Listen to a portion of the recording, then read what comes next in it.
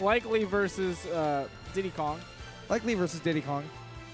MVD doesn't really like to pull out the duck hunt, especially when people ask for it. Not unless he does what he did to a Motoquan.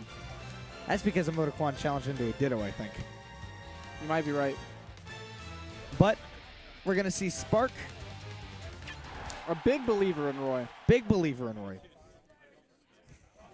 And MVD, game 1 on Lilat, which is what I would do if I was against one of the best players in the world. I would just go straight to Lilat. Except I would pick Game & Watch because then I might cheese something.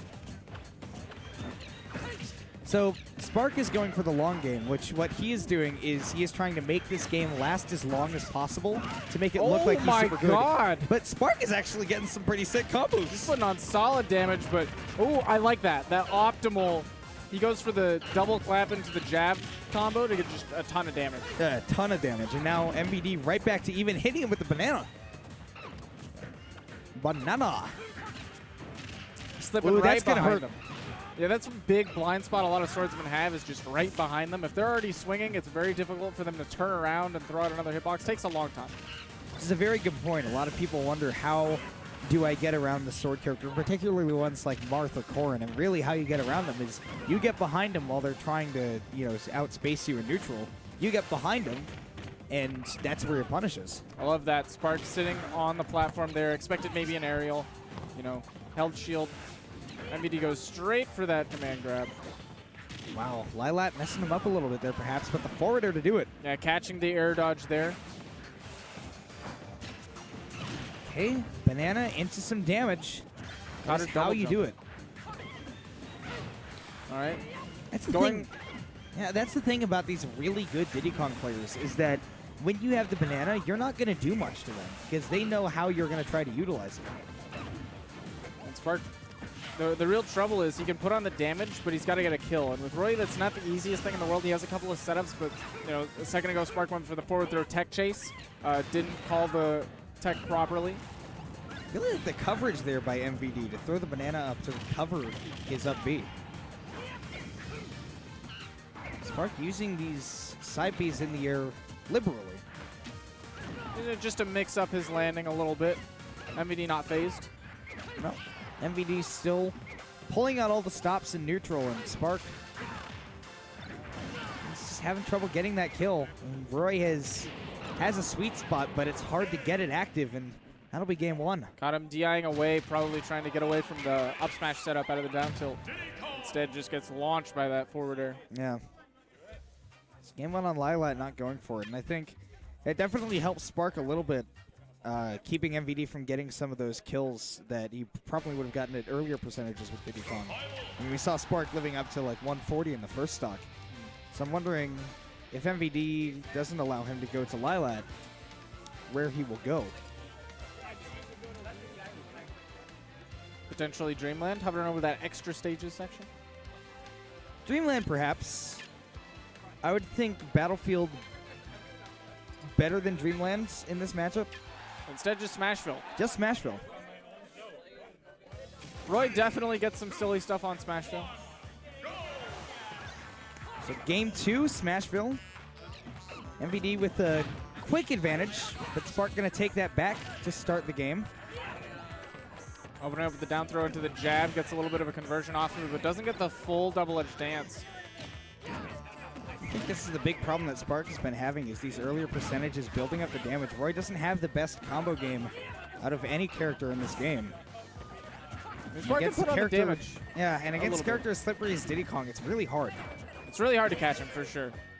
You got to land a good, clean hit to get into those conversions. And SparK's really catching some strays. MVD with really good coverage on the ledge, just as any Diddy Kong should be. Throws him back on the platform, wants to make it as difficult as possible for SparK to make it back on stage. Ooh, wow, again. forward air. This time SparK's DIing properly, though. Not going to tie off of that one. Wow, Ooh. really good forward tilt, or forward smash? Yes, rather. Forward smash. Forward tilt hits hard, but I guess it doesn't hit that hard. SparK taking the first stock. That MVD looking to fire right back with that banana. Not able to convert, though, and SparK is rolling. Getting some big damage right now. But now he's got to find his way back on stage. He's sitting at a very dangerous percent of 160, near the percents where Diddy Kong's just raw throws will kill near the ledges. Yeah, back throw will certainly do it. Forward throw will do it. But instead, back air from the middle of the stage. Yep, when you're not DIing that properly, that'll send you. Yeah. Now MVD, oh wow, looking for a really big read. He got the ledge cancel too, so he got the side B refreshed. All right, just throwing him off. He knows one of Roy's biggest weaknesses is the recovery. All you got to do is throw him off. And especially playing, again playing a character like Diddy Kong, who's so good at ledge trapping. This is the opportunity you get. That was with really Roy cute. on stage, yeah. Landing with the nair to set up for some more conversions. Banana ledge trap. Gonna hold on to it. SparK getting out of it with the side B. That MVD in a little bit of a difficult position. The forward smash, not gonna do it. Yeah, center stage MVD has proper DI, was able to hold on, sitting at 85%, but he can't take another one. Up smash won't do it yet. Not enough rage. Roy is quite heavy. SparK with the B reverse. Gonna have a difficult time recovering against MVD's ledge trapping. Let's see what the play is. Yeah, MVD didn't want to contest the flare blade right there. Ooh, back air will do it.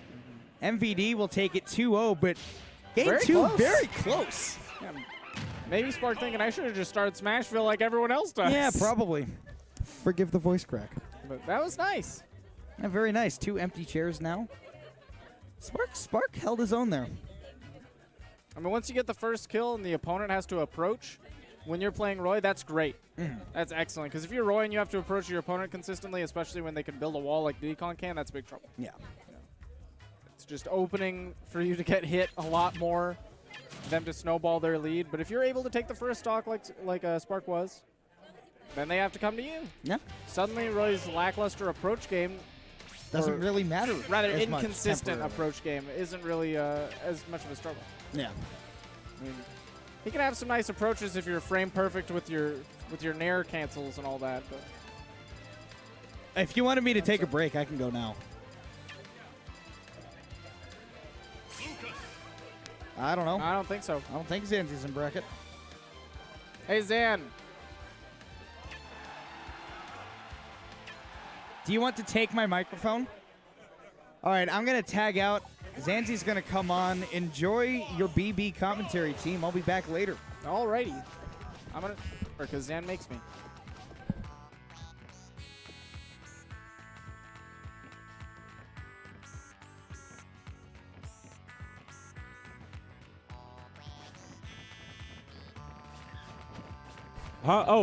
So they're my work glasses, and I just happened to bring them with me on accident. So I was like, why not use them? That makes sense. So my eyes don't get super tired. But guys, what's going on? As you know, this is Shockwave at another Wednesday. If you haven't noticed, probably you've seen them on the streamer just now.